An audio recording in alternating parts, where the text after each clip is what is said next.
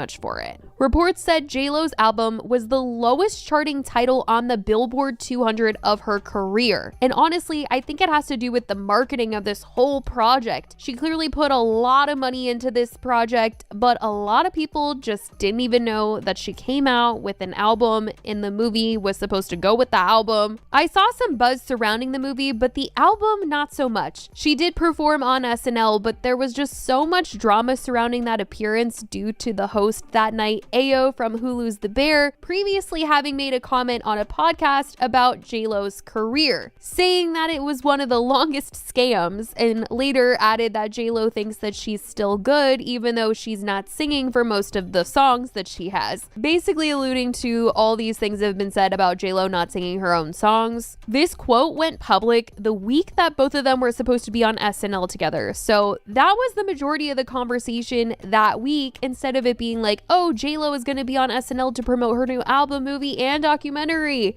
Everyone was just like, oh my gosh, I can't wait to see how awkward it is when Ayo and J.Lo are on stage together. But I will say, as time has gone on, the documentary has sort of gone viral on TikTok, but maybe not for the reason why J.Lo would want it to. Most people have been clowning her for the clips that they've seen going around on the app, with people feeling like she's extremely out of touch as a celebrity, but still trying to be relatable, and in turn, it's making her look even more out of touch. She's also been called out for being rude, not treating her staff nicely, and people have now been coming for her online for comments that she's made in interviews and interactions that she's had with people in her passing. I mean, it's just a lot. It's turned into this whole mess where people are just totally against her, and I'm going to break down all that's come out and been said. The documentary, The Greatest Love Story Never Told, is currently the thing that's really being discussed. And one of the first clips I saw going around of J.Lo was this scene where she was trying to get big name celebrities to be a part of her movie. She did end up getting people to say yes to the project, but it certainly wasn't easy.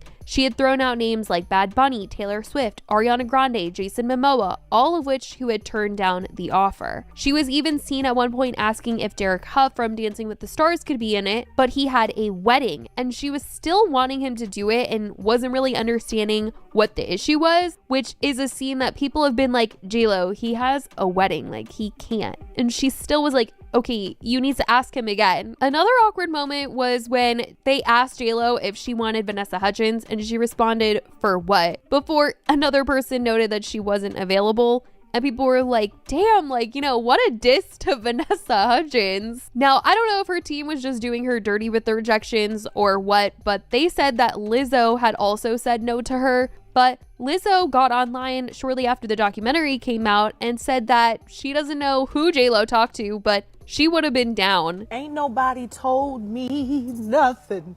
Nobody asked me. J.Lo, I love you. Now, in this documentary, it seemed like she was really trying to come across as this relatable girl, just telling her story, talking about how the world perceives her. She addressed the fact that she's been married 4 times and people probably think, what the F is this girl's problem? But in this documentary, and also the movie that she'd come out with, and the album and the lyrics to the songs, she's trying to tell this happily ever after between her and Ben Affleck, how they came back together to each other after all these years, and their love inspired her to get back in the studio and start making music again. And she said that she didn't want to just put out an album and a music video and sit back and see like how it was all gonna do. She wanted to do it big. She wanted it to be grand. And that's why she made a movie for the album, which a lot of people have been like, nobody loves J.Lo more than J.Lo loves herself. All the studios told her no. Streamers told her that it was not going to sell because it's a musical movie and musical movies are not selling right now. And it is why she funded it herself.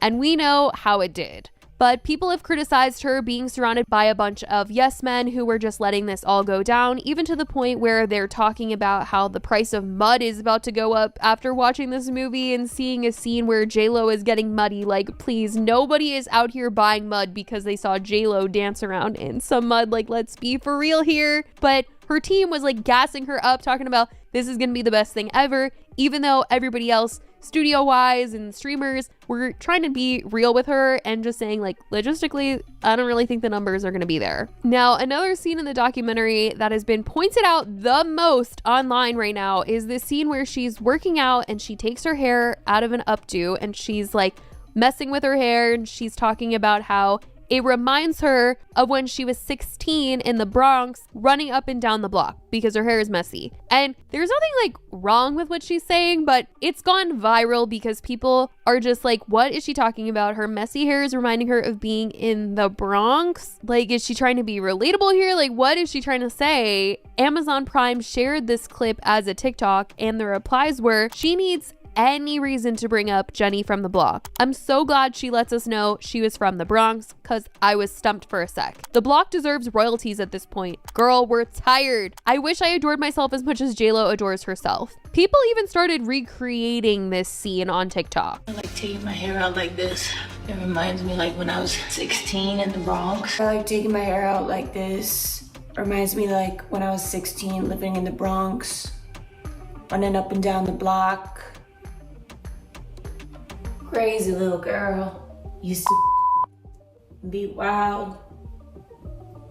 No limits, no dreams. Others reacted and had some other things to say about the fact that they feel like JLo is always bringing up the Bronx and she's trying so hard to be relatable when she's simply not, and they feel like she's just using this part of her life a little too much.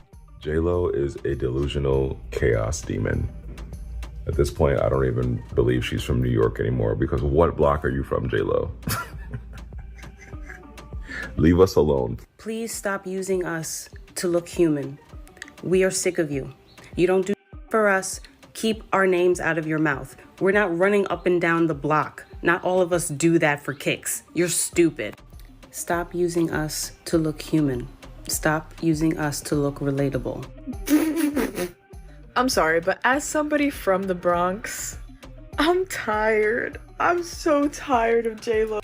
A lot of people are giving her hate about this, and I agree, because she keeps on talking about the block like she goes back to the block. If you're gonna disrespect our community and fail to represent our community or give back in any way, then you don't have the right to mention the Bronx anymore. And not just funding our education system, which is failing, but like funding the community of the Bronx in general. We are struggling and suffering every day, and you're just...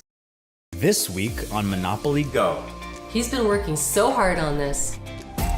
Which is like sitting pretty with your nice toned body with your millions of dollars. So why don't you walk the walk instead of just talk the talk? Because we all know that you're probably making money every time you say the word Bronx, or you're trying to gain more attention because you're losing money because your movie sucked and your music is not doing well anyways, so you just want to, like, this is your saving grace, like, oh no, but I'm also from the Bronx, like, I'm so unique, like, this is my whole personality, and like, I came from nothing and I worked so hard, and like, yeah, you did, but you're not from the Bronx now, are you?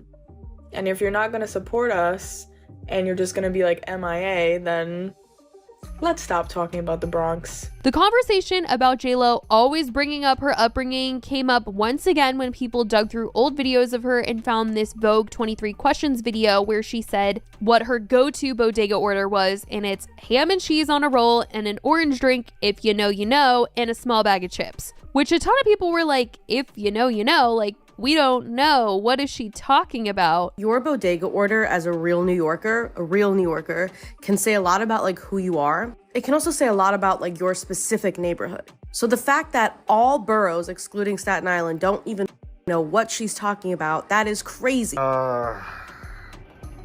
You can't be from the Bronx with that. I'm not gonna lie to you. Like, I don't even respect, I'm still Jenny from the block anymore, because I don't know what block you was on where you think a ham sandwich and an orange drink, you talking about if we know, we know. We don't know anything. There's mad orange drinks. That doesn't make sense. So we don't know that. In the same Vogue interview, she also joked about how New Yorkers are, and well, it didn't go over well. Something else that real New Yorkers say. F you. Nobody does that. If you did that in New York, you would get jumped. Why is she cosplaying? What does she think? I think she thinks that now that New York has been so romanticized on social media, that she can use it as a way to come back into some sort of likability. But what she doesn't understand is this right here, what she's doing in this interview, is the reason she is unlikable. It's just because she's false. So this